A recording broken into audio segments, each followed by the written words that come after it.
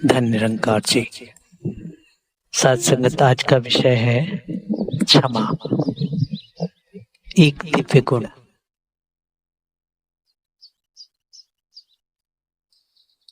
यह ऐसा गुण है जो इंसान को भगवान और देवता बना देता है। सहनशीलता इंसान के अंदर कितनी है, यह उसके क्षमा करने पर निर्भर करता है। युग कोई भी रहा हो, जिसने भी क्षमा किया है उनकी ही महिमा, उनकी ही यशोगान जमाने ने गाई है। आज जो भी क्षमाशील हैं उन्हें हम श्रेष्ठ समझते हैं, क्योंकि उनके अंदर क्षमा जैसा दिव्य गुण विराजमान है। इंसान के अंदर सारे गुण हो, लेकिन अगर क्षमा न हो तो इंसान कभी पूजा नहीं जाता। साथ संगत पुराणों में भी हमने सुना है, जब भृगु ऋषि ने देवताओं का परीक्षा लेने के लिए कि ब्रह्मा विष्णु महेश दुनिया के मालिक हैं, दुनिया के संचालक हैं और दुनिया के संहारक हैं, ये बात समझने के लिए उन्होंने देवताओं का परीक्षा लिया था। उस समय की एक विशेष घटना याद आती है कि उन्होंने भगवान विष्णु के सीने पे लात मारा था, और उस समय क्षमाशील भगवान विष्णु ने भृगु जी को यही कहा था, आपके कोमल से चरण कमलों पर कहीं चोट तो नहीं आई, क्योंकि हमारा कलेजा तो बहुत सख्त है, हड्डियों से बना हुआ है। आपने इस पे लात रखा तो कहीं आपको चोट तो नहीं आई। मुनिवर, सत्संगत, कहाँ एक चोट देने का प्रयास और कहाँ उसका उस तरह से उत्तर देना, कि वाकई एक विशाल और विराट उदाहरण है। रहीम जी की बहुत ही अच्छी एक पंक्ति है, जो बड़ेन को लघु कहे कहाँ रहीम घट जाए। जो बड़े होते हैं, विशाल होते हैं, लेकिन अगर उसको कोई लघु कह देता है तो वो छोटा नहीं हो जाता, वह बड़ा ही रहता है। ठीक उसी तरह से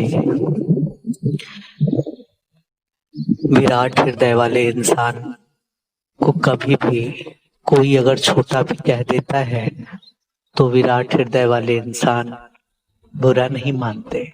उनके अंदर क्षमा जैसे दिव्य गुण विराजमान होने के कारण ही उनकी पूजा होती रही है।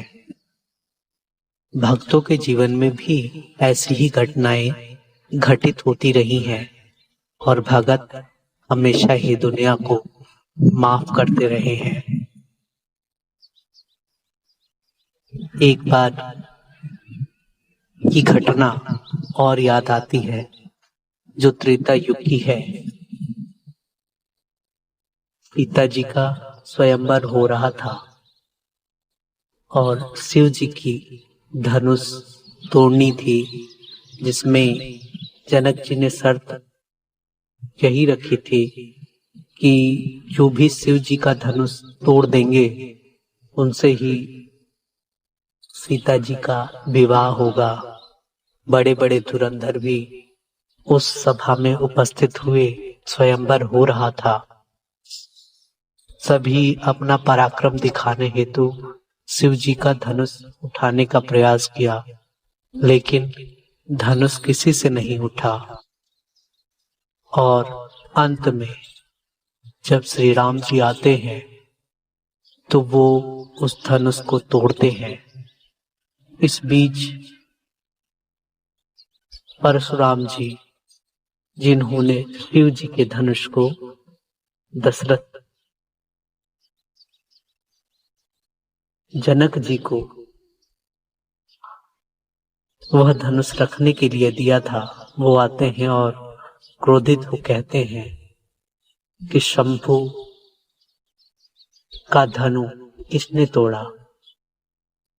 तो साथ संगत लक्ष्मण जी थोड़े से गुस्सा भी होते हैं कि ऐसे क्यों बोल रहे हैं, लेकिन प्रभु श्री राम ने उन्हें कहा, नाथ शंभुधन भंज निहारा, होई है कोई एक दास तुम्हारा। हे नाथ, भगवान शिव का धनुष तोड़ने वाला आपका ही कोई सेवक होगा जो वो धनुष तोड़ा है। हे मुनिवर, हमें क्षमा करना। इस सभा में ऐसा ही नियम था जिसका अनुसरण करना पड़ा और इस स्वयंवर को समाप्त करना पड़ा उस धनुष को तोड़कर, ताकि शिवा की पूजा करने वाली सीता का विवाह हो सके। सत्संगत, क्षमा करने वालों के उदाहरण में तमाम ऐसे उदाहरण मिल जाते हैं कि महापुरुषों ने किस तरह से क्षमा करके संसार को पैगाम दिया। कहा भी गया है, खोद खाद धरती सहे, काट कूट बन राय, कटु वचन साधु सहे, औरों से सहा न जाए। कि जितनी खोदने की प्रक्रिया धरती में होती है, कितने हल, कितने फावड़े, कितने बुलडोजर, क्या क्या चलते रहते हैं, लेकिन धरती हमेशा सहन करती है।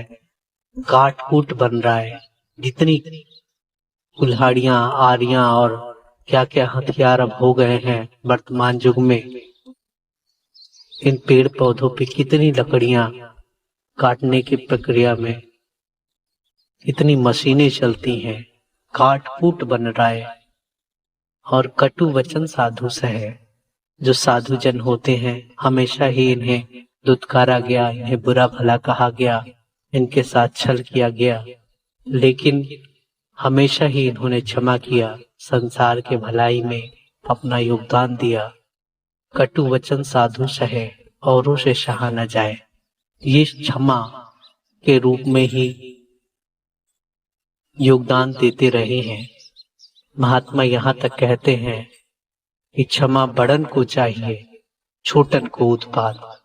जो क्षमाशील होते हैं वही विराट होते हैं, विशाल होते हैं, और उनके अंदर विशालता होती है, इसलिए वो क्षमा कर देते हैं। अन्यथा सात्संगत क्षमा जैसे गुण सबके अंदर विद्यमान नहीं होते। इसी प्रकार जैसा कि आपने सुना कि ईसा मसीह जी जो ईसाई धर्म के प्रवर्तक रहे, उन्होंने भी संसार के कल्याण के लिए हमेशा सत्य का पैगाम दिया और कहा भी कि हे इंसान, अपने पड़ोसी से भी उतना ही प्यार करो जितना तुम ईश्वर से करते हो। और सत्संगत अंततो गत्वा उनके साथ भी दुनिया वालों ने अपनी ही फितरत दिखाई और उन्हें सूली पे चढ़ाया, लेकिन फिर भी उन्होंने संसार के भले के लिए यही कहा, हे प्रभु, इन्हें पता नहीं कि ये क्या कर रहे हैं, आप इन्हें क्षमा कर देना। सत्संगत, इस तरह से ही संतों का हृदय विशाल होता है। और कहते भी हैं, परहित सरिष धर्म नहीं भाई। जो परहित में ही जीवन बिताते हैं, इसी तरह से बाबा हरदेव सिंह जी महाराज के सानिध्य में जब हम सब आए तो साथ संगत उन्होंने कभी ये नहीं पूछा कि आपका जात क्या है, मजहब क्या है, गोत्र क्या है, रंग क्या है, आप बड़े हो या छोटे हो, ऊंचे कुल से हो या नीचे कुल से हो, आप पढ़े लिखे हो या अनपढ़ हो, आप धनवान हो कि गरीब हो, आप काले हो कि गोरे हो, आप टोपी वाले हो कि आप पगड़ी वाले हो ना। कुछ भी नहीं पूछा, बस अपने शरण में ले लिया और भक्ति का तरीका बताया।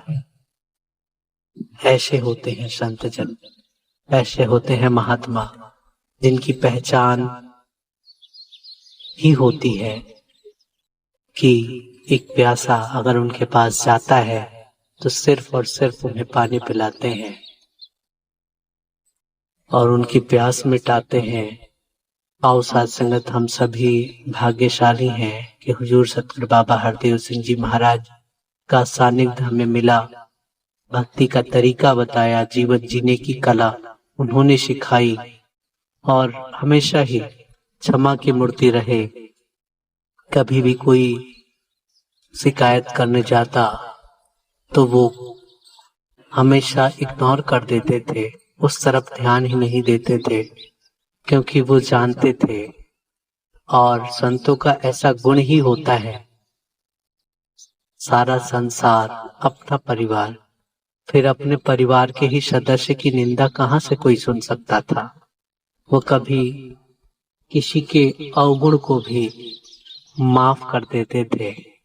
हुजूर के विचार में हम सभी हमेशा गलतियां करते रहे, लेकिन हुजूर ने हमेशा हम सबको माफ किया और यहाँ तक कह दिया कि दास इतने वर्षों तक पानी में ही मथानी करता रहा। साथ संगत, ये अपने आप में विचार करने वाली बात है, मन को झकझोरने वाली बात है।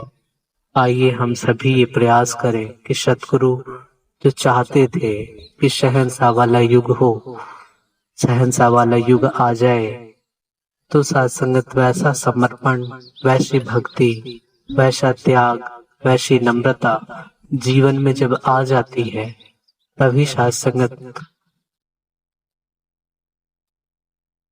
शहंशाह वाला युग आ सकता है। ऐसा ही सपना हृदय सम्राट सतगुरु बाबा हरदेव सिंह जी महाराज मिशन के लिए देखते थे। आइए हम सभी ये कोशिश करें, ये प्रयास करें कि सतगुरु आपने हमेशा ही जन कल्याण के कार्य सोचे और इंसान का कैसे भला हो सके, इस बात पर बल दिया। तो दास इन्हीं शब्दों से आपसे इजाजत चाहेगा और ये प्रार्थना करेगा कि संसार में सबका भला हो, क्योंकि सबके भलाई में ही अपनी भलाई छिपी हुई है और हम हमेशा भक्ति के दिव्य गुणों के साथ, क्षमा के दिव्य गुणों के साथ, प्रेम के दिव्य गुणों के साथ हमेशा जुड़े रहें। ये अरदास, ये प्रार्थना करते हुए दास आपसे इजाजत चाहेगा। प्यारी साथ संगत जी, प्यार से बोलिए धन निरंकार जी।